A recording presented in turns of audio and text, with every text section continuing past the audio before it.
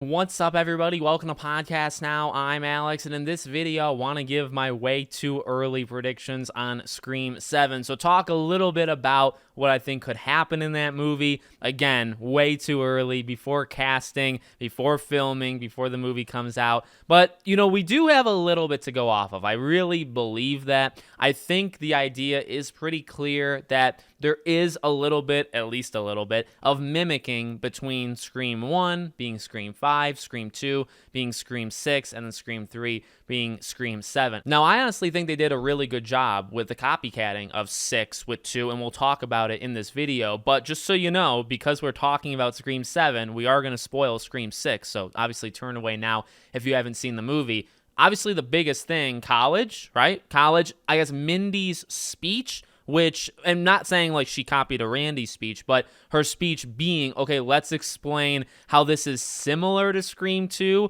but also how it's going to be different than Scream 2. And that's, in a nutshell what that was. And then the ending, right? The end, revenge being the main copycat of 2. They literally copied the motive of 2, and then also it being a family of revenge, right? Not just revenge. I guess, family makes the most sense to do revenge anyway. And you have it being set away from Woodsboro and in a new place, in this case, New York City, giving it that new feel, but also going to college, which is the same as 2. Now, they didn't spend much time at college at all, right? But still. Okay, so when you think to Scream 7, what could they do? I think you gotta do Hollywood. Now, we've had this discussion before the movie came out of would they actually go back? Could they kind of finish where they started and do it again, right? 1 did it, 4 did it, 5 did it. Honestly, I don't think 7 will do it. I think it's an option, but I really do think they take this thing to Hollywood. I think the general theme of 1 being at Woodsboro and so is 5, 2 being at a college, so is 6, while also being in New York, again, giving it that new appeal, and then 3 being in Hollywood, 7, I think you do the same thing. Now, you're not going to do a Stab movie, okay? I think that's pretty obvious that, making Stab 3 for Scream 3, I don't think you would do that here. I really think they're going to lean into, and Gail mentioned it, and I think they're kind of tip of the cap to signal, okay, if you pay attention, you may know kind of what we're going with. It's a meta thing, right? This entire franchise is meta. So you play on kind of popular things that are going on in real life. That true crime kind of thing is very popular. Gail mentions it in 6, talking about the movie rights, right? And so I really think that's probably what they do in 7. Some sort of that. Now, maybe they can do, I've seen the theory being floated around, like a documentary, right? Where they bring everybody together. And here's the thing to me. One of the biggest issues with having so many survivors, besides the fact that there's so many survivors and maybe you're afraid to kill them, is how are you going to get them all in the same place, right? Now, you already have the core 4, and it made sense for them to go to New York, to college, and for Sam to follow, and Gail's already there, so you already had her. Kirby just transferred because her job kind of allows it, right? They kind of built that stuff in really well, really seamlessly. But now you got the core 4, you got Kirby, who I guess all you have to do is give her a phone call and she'll appear. Gail, now if you're not in New York, you have to bring Gail to you. Sydney, you'd have to bring Sydney if Nev comes back, right? Danny, now Danny probably goes with Sam, so wherever Sam goes, Danny goes, so that makes sense. So, you have all these characters, and you got to get them all together. Well, what's the best or easiest way of getting them all together? Well, if you're filming some sort of special, and again, I think that makes a lot of sense. Some sort of, whether it's true crime or whether it's a Netflix 3-part special, limited series.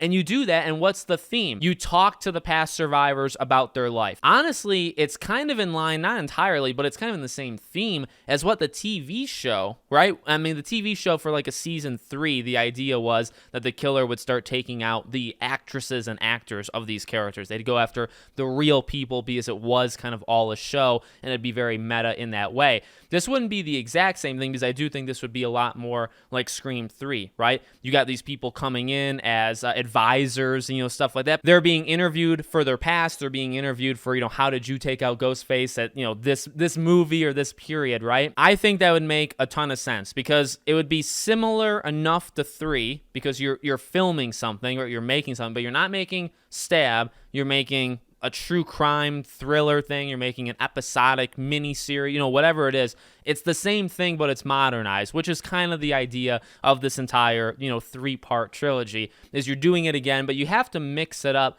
a little bit. And this does make it new, right? Because you'd be asking all the survivors to come in for interviews or whatever, and you'd be getting them all together. Now, in terms of the killer and what you do with all that side, that's a lot more difficult, right? Because you can really take that as far as you want to go. Do you do a Roman again, where you have it be like the director of this thing? Would that be too on the nose? Well, you have the same motive for 2 and 6. One thing I had thought of, and I actually watched Scream 3 again this past, I think, Friday night, just a few days ago, because I wanted to say, okay, there's all these parallels. What could they do?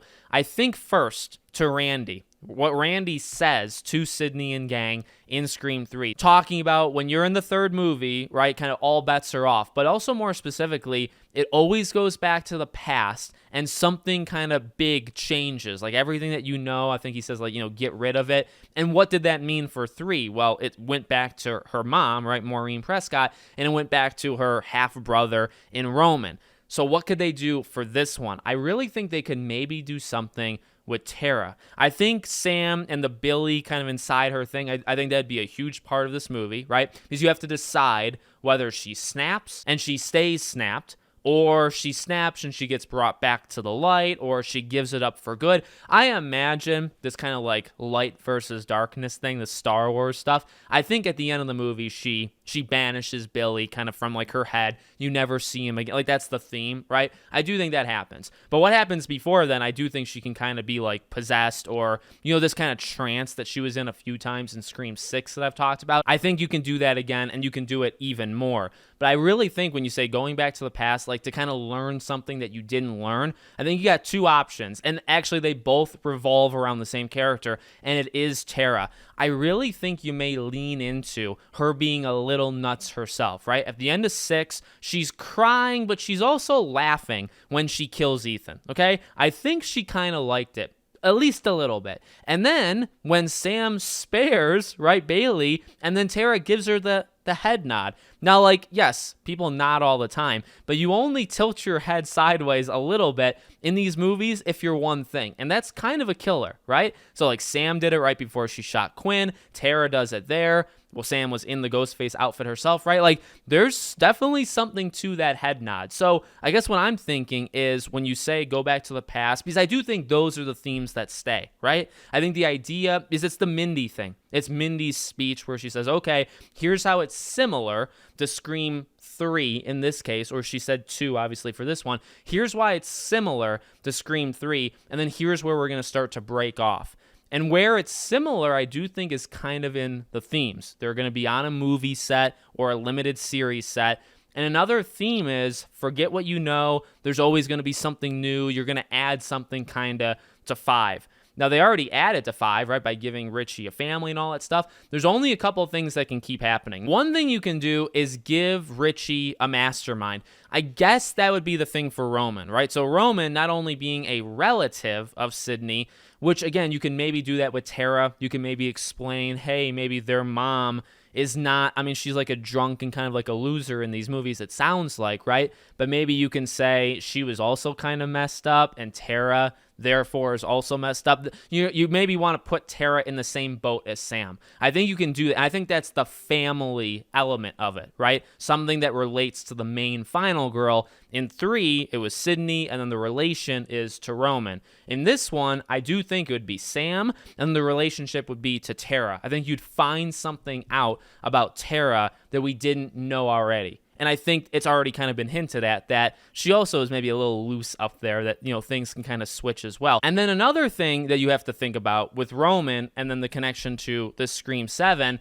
is this mastermind, somebody kind of pulling the strings. So do we find out, right, that Richie and Amber were not in charge? Now, of course, the Stu thing is going to come up. I don't think it's Stu, but I'm just saying some sort of mastermind above them. Maybe the person that started that Dread It thread, maybe somebody kind of hooked those two up. Maybe somebody made it possible or wanted those two to find each other online to then jumpstart the events of Scream 5, which then led to Richie's family in Scream 6, right? I think, again, these are the themes that you keep. This is kind of what you would say, okay, this is where we're going to stay in line with Scream 3. And the difference is maybe we do something kind of unique with Sam, Tara, this whole survivor thing. If you're going to bring all of them, I think there's like 8 survivors, right? If you're bringing them all together, I think you kill a couple of them. So I don't think all 8, right? The core 4, Danny, and then Kirby, Gale, Sydney. That's 8 of them. I don't think all 8 survive Scream 7. I think you have to pick a couple, at least a couple, like 2 or 3 from that group and kill them to make it, the stakes kind of high. So again, that's where the differences would be, because in the original Scream 3, all 3 survivors start the movie, all 3 survivors end the movie, and actually you added one because of Mark, right? So it would be a little bit different, but where you would keep it the same, Mastermind, is there a person above Richie and Amber? I think it's very possible. Can you add something to a family dynamic that we didn't already know about with Tara? Yes. You could do it with Sam, but I feel like they kind of already did. I guess in a way it's similar, like Sydney kind of had a legacy from her mom that you hint at a little bit with 1, and then you keep going. They kind of went all in on Sam immediately, right, with Scream 5, where it's like, okay, her connection is to Billy. It's the dad. This is why she's so kind of messed up, and we're going to show you how she's messed up. So I think they kind of already did it. I guess long story short, if you wanted to add something to like Sam's family, but that's like on her, I think you kind of already did. I think the only thing you can play with Sam in 7 is making her evil or good, like deciding that finally. I think Tara is the one that you can give a little bit of backstory to, something that we didn't already know that you're going to add to it. So those would be the themes. I do think you would kill a couple of these characters. I can't imagine that Tara and Chad and Sam and Danny both make it. I guess you could argue at the end of Scream 3 they both did, right? So Sydney found her guy, even though in 4 they weren't together, but Sydney found her guy, and then Dewey and Gale. So I guess it's possible that both the love interests end up making it. If you do that, though, and then you also have Gale say live, well, that's already 5 of your survivors. You're never going to kill Sydney, so there's 6. So, like, do you have to kill off Mindy and Kirby now? Like, are they for sure gone? There's a lot they have to figure out, I would say, for 7, and I'm sure we'll talk much more about it as the weeks and months and years go on. Thank you all for watching. Let me know what you think in the comments below. Join our Discord server if you want to talk about Scream even more, and I hope to see you all on the next one.